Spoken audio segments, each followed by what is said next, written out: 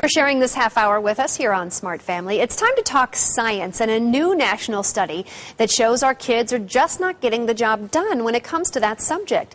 This study finds that as kids go through school, their level of proficiency in science actually drops, and pretty dramatically, as you can see here. In fact, only 34% of fourth graders, then 30% of eighth graders, and just 21% of 12th graders qualify as what's called proficient in science.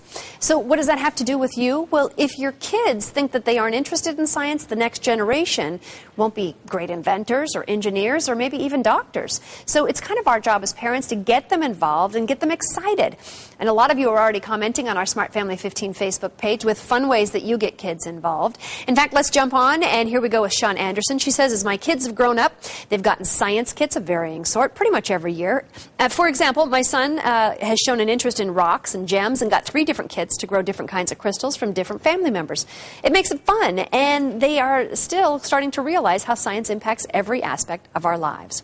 And then Dana Keller says, maybe kids aren't proficient in science because the classroom, we just get, sucked into all kinds, suck the fun out of it in order to make sure that they can fill in the right circle on their standardized tests. I think Dana would make a great teacher. It sounds like she likes to explore. Hey, here's something else that's kind of interesting that I just found as well, and that is that by the time you are 25 years old, 75% of all the things that you'll find useful in your life haven't even been invented yet. So it's time to jump into science. Join the conversation right here on our Smart Family 15 Facebook page and tell us what you think. Daph. Well, thanks, Connie. Now that we're talking about science, joining us today is Sari Custer, who is with the Arizona Science Center, and she's going to start with our conversation when it comes to how to turn your kids' interest when it comes to science. And I have to say, one of the things is that, first of all, understanding the definition of science, right, Sari? Sure. So one of the things, I just looked this up on my iPad, and it says, science is an intellectual activity carried on by humans. So intellectual is probably the word where there's a lot of gray area, or could potentially be one's interpretation. Sure. Well, in science, you've always got to be thinking about things. There's a lot of different areas of science. Yes, I would say more mental stimulation. But anyway, Sarah, you've got some experiments that you're going to show us, or tell us about technology and how that integrates with science, so we can get our kids interested in it. Absolutely. Unfortunately, the studies we were talking about, Arizona kids rank the lowest in those test scores. So what I want to show you guys are some ways to get kids involved in science that are relevant to them. You want to pull them in with things that they're interested in. Okay, that's a good one. That right there, that's a great tip. Sure. So what's one way? One way. I see you have a cell phone here, a smartphone. You see I have a smartphone. So what are kids always doing? Oh, texting all the time, or playing games with their apps. Anything that's on their iPhone or their smartphone. By the way, adults are doing that too. That's true. Adults are doing it too. And you know what? Science is great for kids of all ages, pre-K to gray. So what I have here on this smartphone, we're going to show you how to actually use some of the amazing features, if you guys can see this. We'll hold that up right over here so Ryan can get that for you. Go ahead. Awesome. So what we have here, there's a lot of science on a smartphone, and up here at the top you can see all the different tools, and we're going to scroll over here. What we're going to do, we're going to use global positioning systems. We're going to use GPS to check in on Yelp. So here's our screen. Okay. We're going to check in. Let's see if we can find our location. Okay, so it's a locating thing. Now, is this an app? Or? Sure, this is an app. You can check in Yelp. It gives you an opportunity to show your friends, post to Facebook where you are around town. So it's a locator, often like Facebook and Twitter has that too, where you can tell your location. So, and then you could show your friends. So what's the science behind that? That is all about the GPS. So there's science there. We're actually transmitting signals to a satellite. To a satellite, which is bouncing back. And I'm actually having trouble finding us. Let me see if I can go back. It's all good, but I get how the GPS... so that is truly science, because you're taking your signal up to the satellites in the sky and bouncing it back to give you your location so you communicate. That in itself is an everyday function that we have now. Absolutely. So, and even the texting, there's millions of texts in the air at one time, and that's science that kids don't even think about. They just like their cell phone, but that's science. Okay.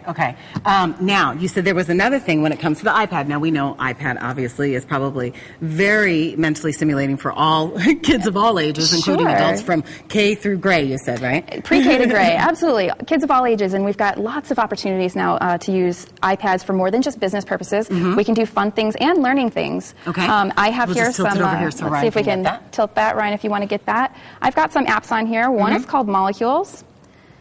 In this one, you can actually download apps where you can get 3D renderings. This is DNA. Okay. So you can actually see stuff there. And you can see stuff. You can actually download science apps. So it's not just cool. Okay. It's well, what tech about, savvy. Can we do a real quick, because I see you've got a couple of these things. Can we run through something here so we can show what people probably think traditionally is science? So now that you've showed us that, science is more of an intellectual property and how you can integrate relevance, what about your typical science? Awesome. What I also want to show you guys, we've got plenty of experiments that parents can do. It really starts at home, having parents start those conversations, get talking about science, and there's plenty of things you can do that are in the kitchen. Let me move this stuff so we can get through this real quick. So let me start back. Well, first things first, safety first in science. So if you want to do one of these, I've got to put Daphne, goggles, and we've got a lab coat for you too. I'm putting it on. Okay, Here you go. Thank you. Me too. Now, see, this is what makes science kind of...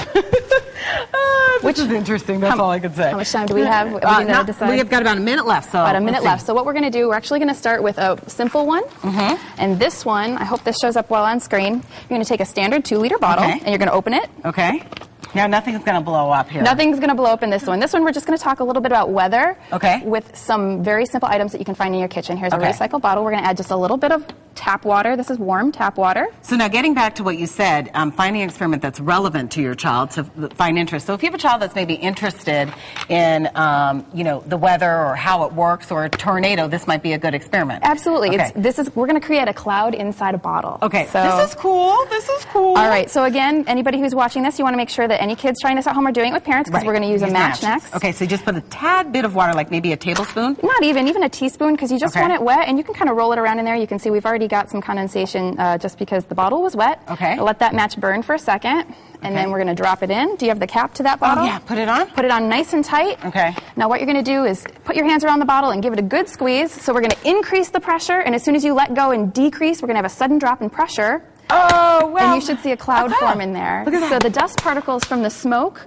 allow the water to condense around those dust particles. Cool, so Siri. we've created a cloud in a bottle, and we can do that in a kitchen. I love it. Well, listen, thank you very much for these experiments and making us understand when it comes to science and technology. I love it, and I love the fact that you did stuff that's relevant. So have you heard of I'm going to say this site. It's a site where you can go with your kids. It's almost like a treasure hunt and use GPS for it. I'm not sure if I know which... Geo or something. I don't know if you viewers out there know of this, but I would love for you to just Facebook me. It's Geo something where you can do searches of a treasure hunt. It's totally free and it's science. So good stuff there. Another good one is Google Earth. We get on Google Earth a lot. Love that. Connie?